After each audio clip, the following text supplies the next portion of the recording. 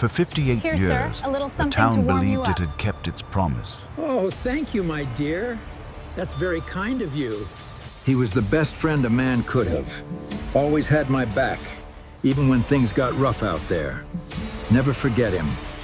For 58 years, an old man sat on the same bench every single morning, stared in the same direction, and carried a secret he never told anyone.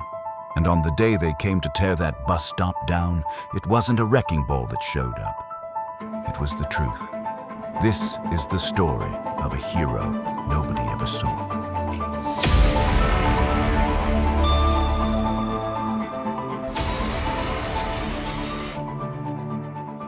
On the main street of a small American town, tucked between an old church and a tailor shop that had been closed for years, stood a weathered wooden bus stop.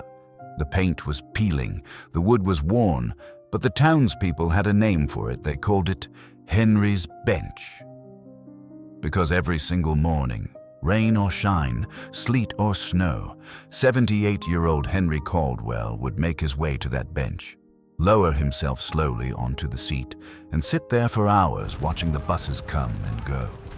Henry was the kind of man nobody really noticed. He always wore the same brown wool jacket. His shoes were old but spotless. In his hands, he always carried a small leather-bound notebook. The younger people in town called him the lonely old man. Some figured he was losing his mind. Some assumed his family had forgotten him. Some didn't think about him at all. Nobody knew his real story. A young woman named Emily Hartman ran the new coffee shop on the corner. Every morning on her way to work, she passed Henry on that bench. At first, they only exchanged polite smiles. But as the winter months came and the mornings grew colder, Emily started bringing him a hot cup of coffee. Henry always thanked her the same way, a gentle nod of his head, a quiet warmth in his tired eyes. Then, one day, a new mayor came to town. His name was Richard Thornton. Young, ambitious, and convinced that everything needed to be modernized. At his very first press conference inside Town Hall, he announced that he would be clearing out the old, unsightly structures that were, in his words, holding the town back. At the top of his list was Henry's Bench. "This town needs to move forward," Thornton told the cameras, his voice sharp and confident.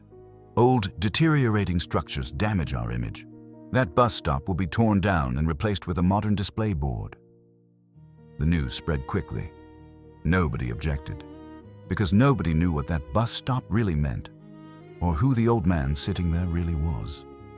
2 days before the scheduled demolition, Emily brought Henry his coffee as usual. But this time, something was different. His hands were trembling. He was gripping his notebook tightly. His eyes were red. "They're going to tear it down," Henry said quietly, his voice barely steady. "Maybe they don't know.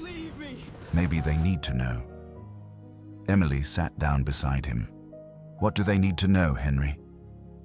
Henry was silent for a long moment. Then he opened his notebook and pulled out a yellowed, faded photograph.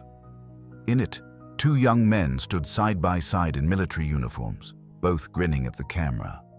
A helicopter was visible in the background.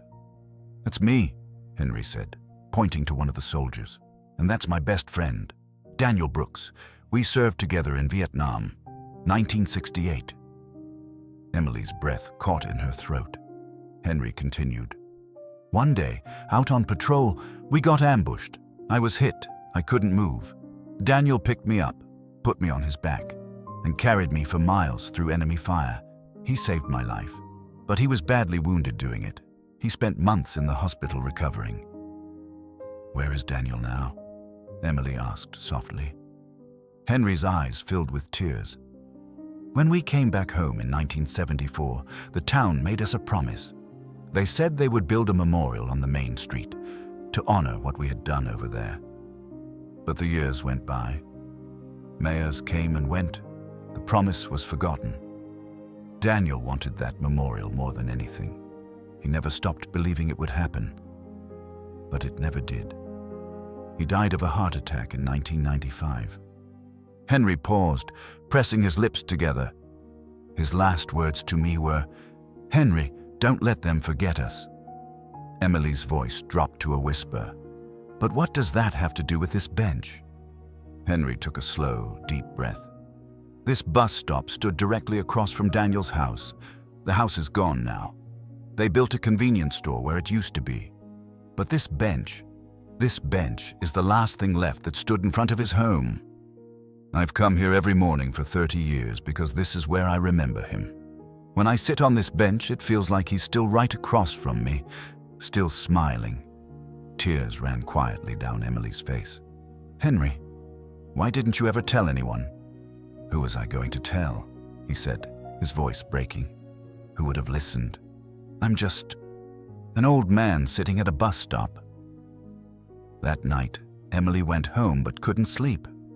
Henry's words stayed with her, turning over and over in her mind. The next morning, before she even unlocked the coffee shop, she sat down and wrote an email to the local paper, the Millfield Gazette. She told them everything, with Henry's permission, holding nothing back. The editor read it and immediately sent a reporter. Henry was reluctant at first, but with Emily by his side, he opened his notebook and showed the reporter what was inside. 30 years of unsent letters.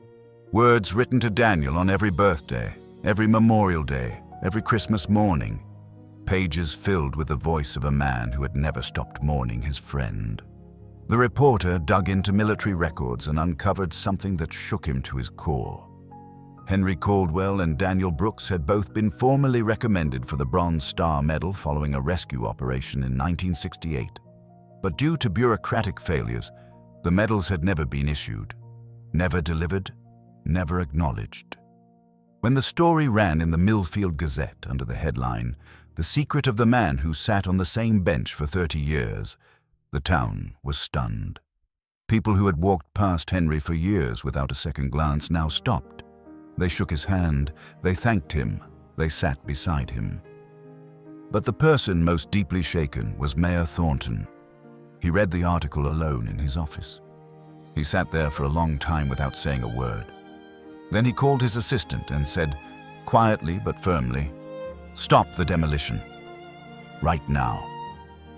2 days later, the very day the demolition had been scheduled, a small crowd gathered in the town square. Mayor Thornton stepped up to the microphone.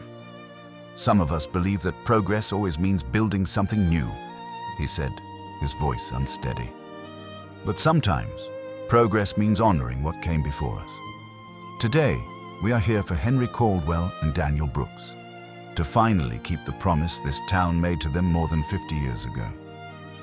From within the crowd, a group of men in military dress uniforms stepped forward. Officials from the regional command came to a stop directly in front of Henry. A general held a velvet box in both hands. "Henry Caldwell," the general's voice rang out across the square. "In recognition of your extraordinary courage and selfless sacrifice in 1968, it is our honor to present you and to posthumously honor Daniel Brooks with the Bronze Star Medal. 58 years late, but with the full gratitude of a grateful nation." Henry's hands trembled as the medal was pinned to his chest. Tears ran freely down his weathered face. The crowd erupted in applause, but Henry's eyes didn't move toward the crowd. They stayed fixed on one spot, the place across the street where Daniel's house once stood. "Daniel," he whispered, so quietly that only the wind could hear. "They didn't forget us after all." What happened next, nobody had expected. The town voted not to demolish the bus stop, but to restore it. The old wooden bench was repaired and refinished, and beside it, a small bronze plaque was installed. It read, "This bench is preserved in honor of Henry Caldwell and Daniel Brooks, as a symbol of friendship, sacrifice, and loyalty that time could not erase." Below that, engraved in bronze in Henry's own handwriting, were the words he had written to Daniel in his very last letter. "You carried me. I never let you go." After that day, Henry still came to the bench every morning, but he was no longer alone. Townspeople stopped to sit with him, especially children, who would lean in close and listen to his stories with wide, quiet eyes. Emily still brought his coffee every morning, but it was no longer just a cup of coffee. It was a ritual, a friendship, a promise kept. Henry passed away peacefully in his sleep on his 81st birthday. Half the town came to his funeral. On top of his casket, they placed his Bronze Star Medal and the photograph of two young soldiers, grinning in the sun, a helicopter rising behind them, the whole world still ahead of them.